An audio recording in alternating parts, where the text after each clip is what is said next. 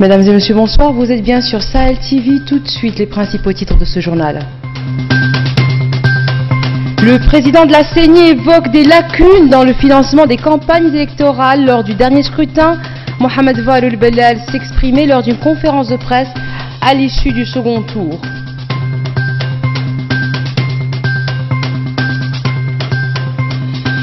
Confirmation de la victoire de l'UPR à la municipalité d'Elmina. Le procès verbal donne une légère avance au parti au pouvoir par rapport aux candidats de l'opposition.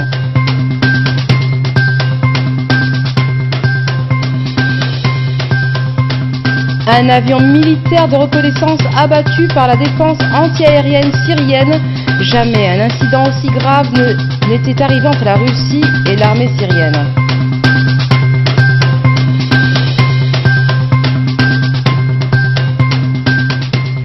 Le président de la CENI, Mohamed Wael Bellal, a déclaré que des lacunes ont été constatées lors des dernières élections, lacunes relatives au financement des campagnes électorales des candidats.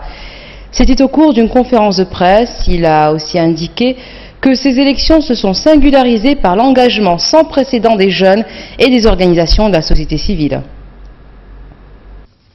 Ces élections ont également révélé certaines lacunes et insuffisances nécessitant davantage d'attention, notamment le non-respect des plafonds financiers autorisés dans les campagnes électorales et le non-respect de l'incompatibilité entre certaines fonctions civiles et militaires et le travail politique et électoral.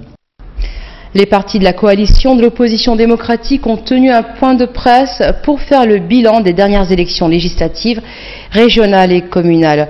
Au cours de ce point de presse, le président en exercice du FNDU, Mohamed El Mouloud, a félicité les Mauritaniens ayant voté pour l'opposition dans des conditions déplorables à tous les niveaux.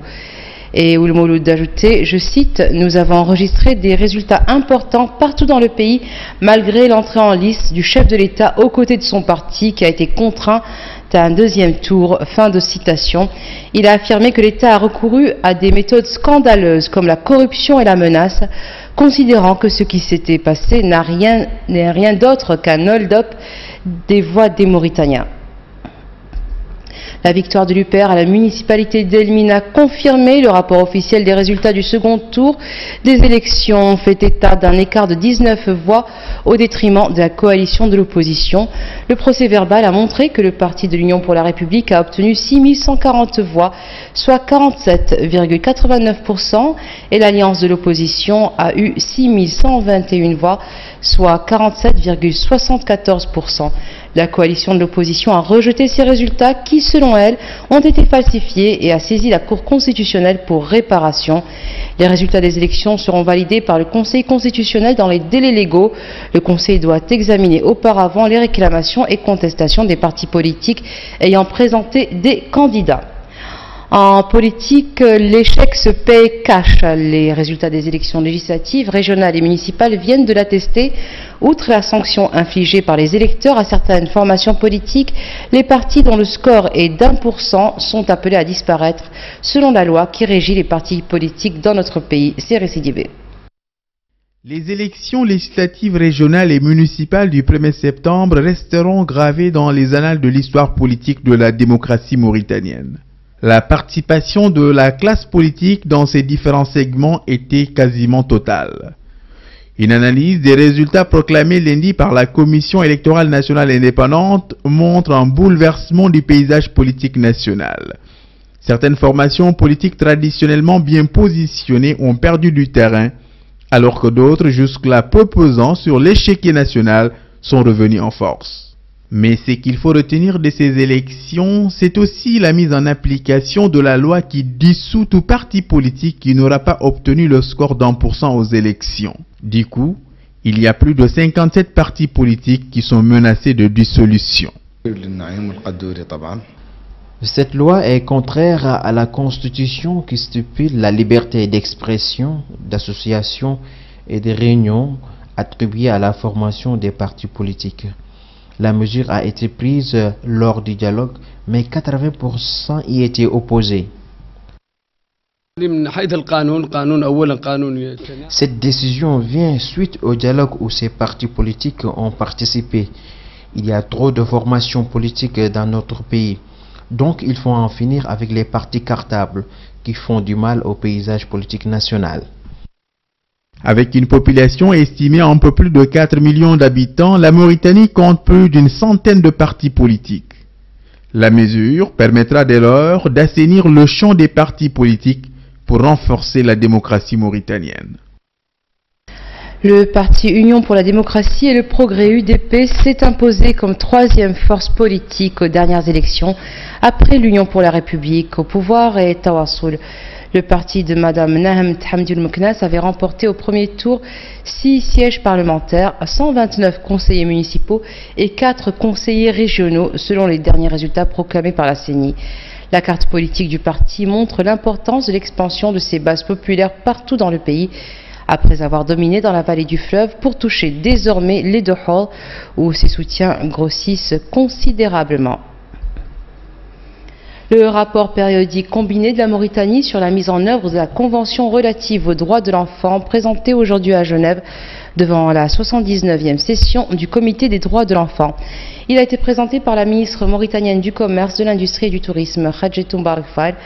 Celle-ci a affirmé qu'au plan de la promotion et de la protection des droits de l'enfant, le gouvernement mauritanien a enregistré des avancées importantes et que le présent rapport en restitue les étapes et les résultats, notamment dans les domaines juridiques, administratifs, politiques, sociaux, économiques et culturels.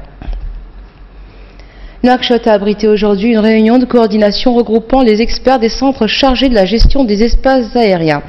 Cette réunion vise à assurer une meilleure coordination entre les différents centres dans le domaine de la sécurité, de la navigation aérienne et l'échange d'informations concernant la gestion des vols internationaux et régionaux.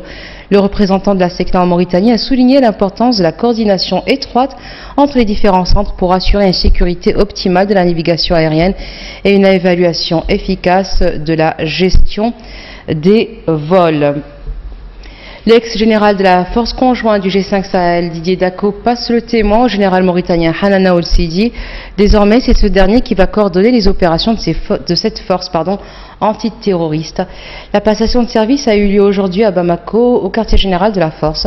Le nouveau commandant de la force conjointe entend lui donner une impulsion nouvelle pour une reprise sans délai des activités sur l'ensemble des fuseaux et la poursuite du renforcement capacitaire des unités. Le général Hanana Ould-Sidi a salué le commandant sortant, ses officiers, sous-officiers et militaires du rang pour le travail abattu à la tête du G5 Sahel.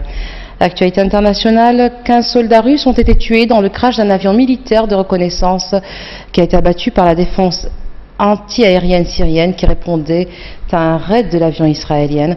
Jamais un incident aussi grave n'était arrivé entre la Russie et l'armée syrienne.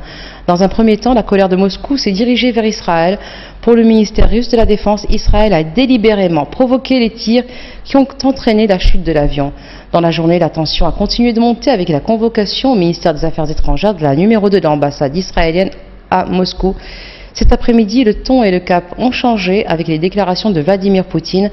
Le président russe a évoqué un enchaînement de circonstances accidentelles et tragiques et refusé de tracer un parallèle entre cet incident et celui survenu en 2015 avec la Turquie lorsque celle-ci avait abattu un avion de chasse russe. Et voilà, ce sera tout pour aujourd'hui. Tout de suite, le rappel des titres. Le président de la CENI évoque des lacunes dans le financement des campagnes électorales lors du dernier scrutin. Mohamed Valul Belal s'exprimait lors d'une conférence de presse à l'issue du second tour.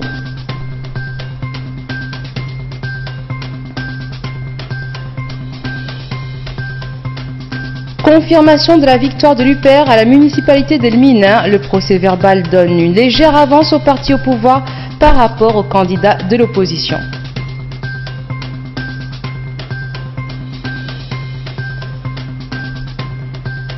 Un avion militaire de reconnaissance russe abattu par la défense anti-aérienne syrienne. Jamais un incident aussi grave n'était arrivé entre la Russie et l'armée syrienne.